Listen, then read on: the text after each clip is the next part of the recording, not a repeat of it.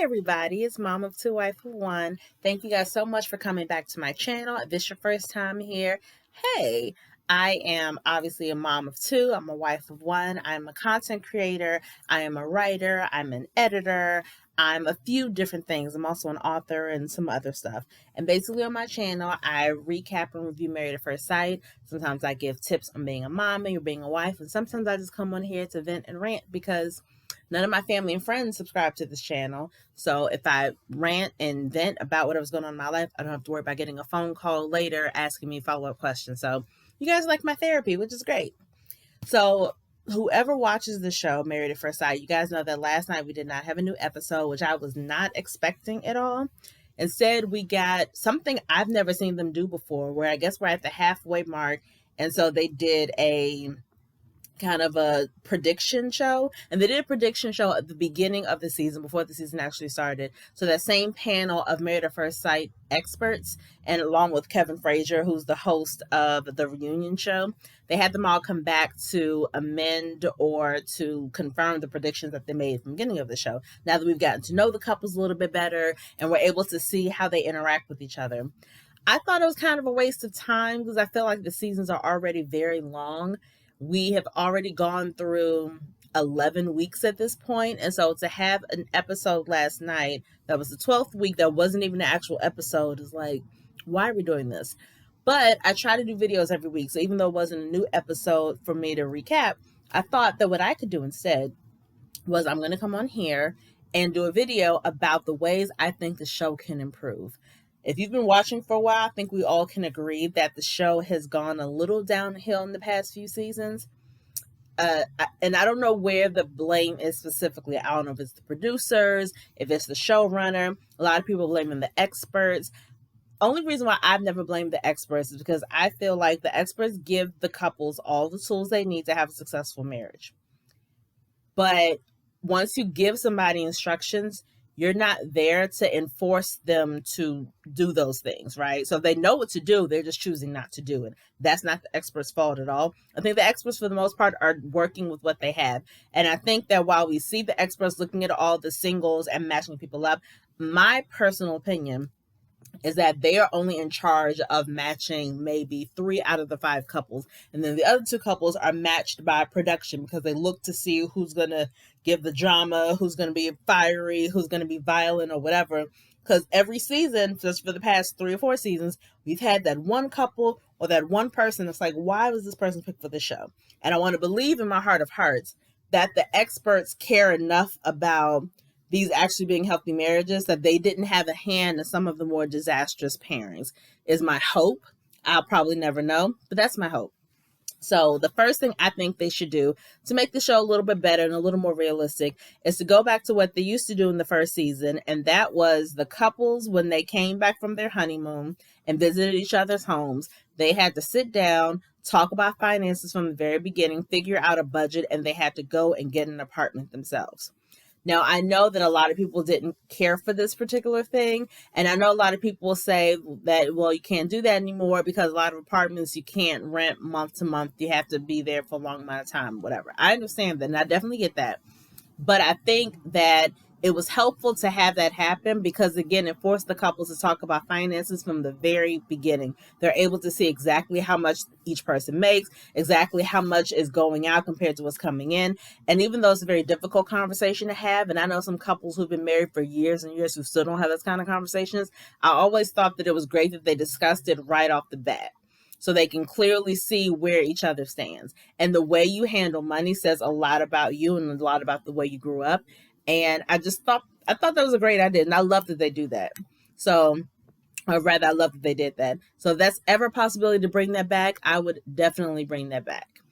I also think, and you guys may disagree, I think they should extend the experiment from 8 weeks to at least 12 weeks. Not saying we have to be privy to everything in that time, but I feel like you can still have the same amount of time that you have them not married, but that you have the show airing now. So let's say we have 15, 16 weeks of actual show that we'd watch, right?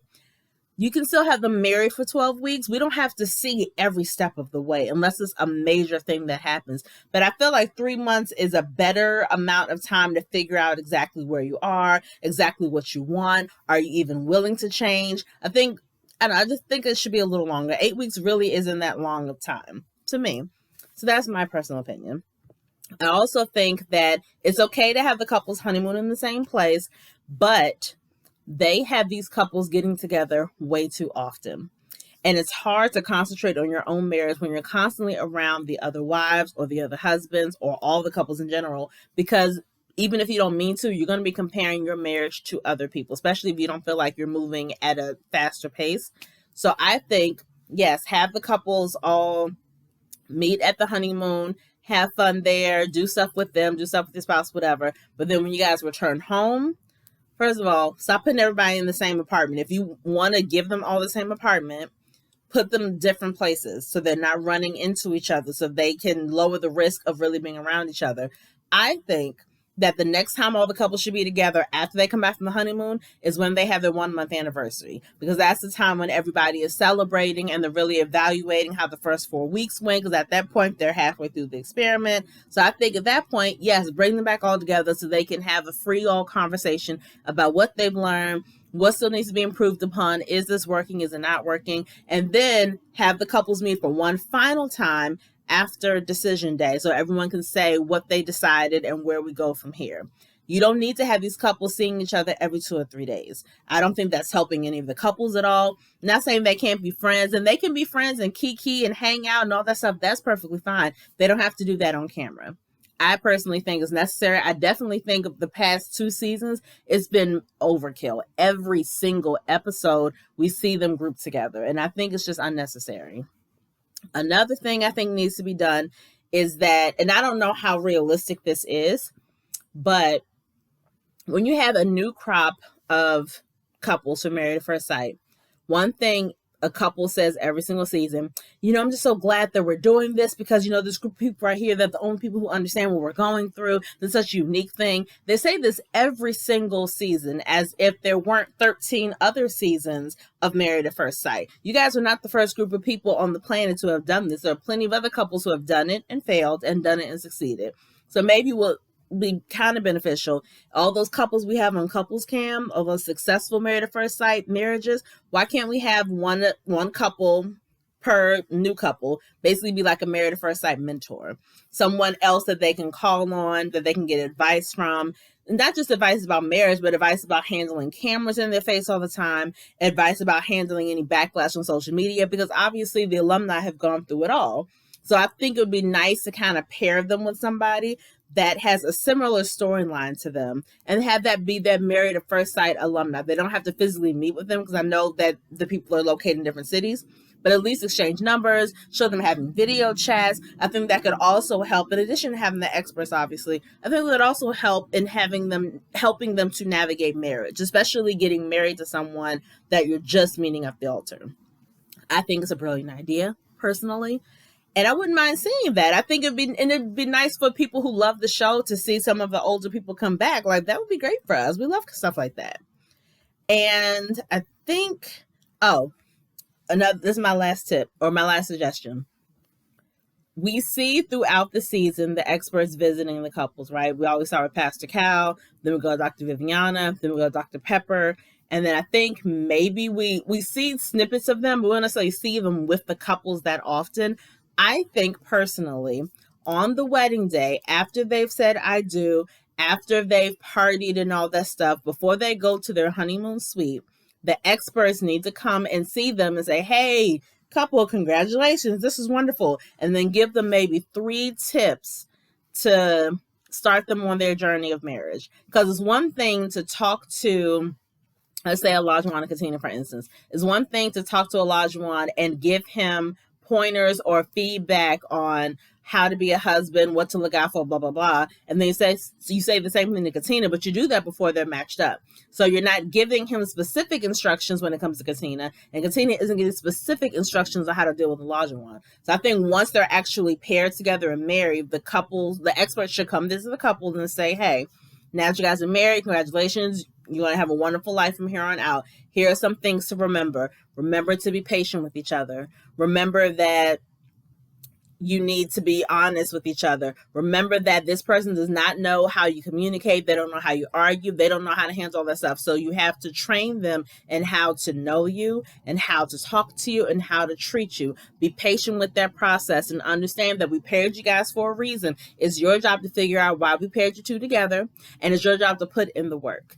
And that's it. It doesn't have to be a long speech, but I think it would be helpful if they got that extra little push from the experts before they start on this journey. So that's my suggestions. I think they're all good personally, obviously because I came up with them. But what do you guys think? What would make this show better for you? What would make you want to tune in more? What would make you happy? Do you like to see the drama, or do you like when we see the happily ever after? So what do you guys prefer? Because obviously everybody watches TV for different reasons. For this particular show, I like to see the happy endings. I love to see the individuals grow as people.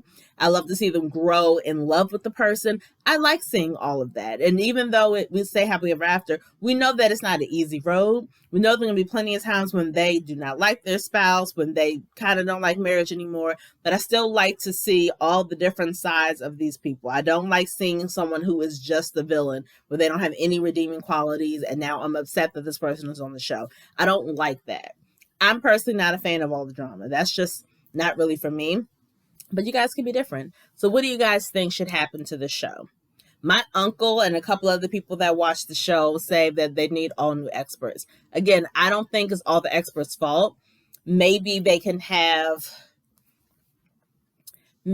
they can do is have not necessarily change the experts. Keep the experts throughout the show, but maybe when it comes to picking the couples, have somebody else pick the couples. Maybe have a panel of actual, I don't want to say fans, because I don't know if that'd be the best idea, but I know they're dating shows, but on some dating shows, they'll show you like 10 people, 10 women, 10 men, and you have to vote on who you think should be paired together, right? And I've seen that before, and I guess that can technically work, but I don't know if that's the best thing to do for a marriage. I feel like that's better for a dating show. So I don't know who would make up this panel, but maybe they need to have a panel of people who decide on the couples. And it can still be people who are sociologists, psychologists, therapists, whoever. It can still be those kind of people. But maybe you have those people just do the matches. And then you can have Pastor Cal and Dr. Viviana and Dr. Pepper be with the couples throughout the season. And they can still be there for decision day. But I don't know. What do you guys think should happen? Comment below. Make sure you like my page, subscribe to my page, share it with other people if you want. And like I said, comment. I love talking with you guys and I love hearing your opinion. And hopefully we get a new episode next week and I can come on here and do another recap. But until then, I'll see you guys later. Peace.